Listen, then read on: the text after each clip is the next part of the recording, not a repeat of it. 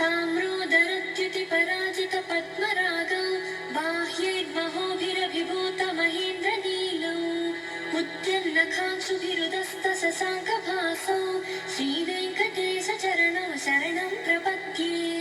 सप्रेमभीतिकमलाकरपल्लवाभ्यां संवाहनेऽपि सपदि क्रममादधानौ कान्तावाङ्मनसगोचरसौकुमार्यौ श्रीवेङ्कटेशचरणौ शरणं प्रपद्ये।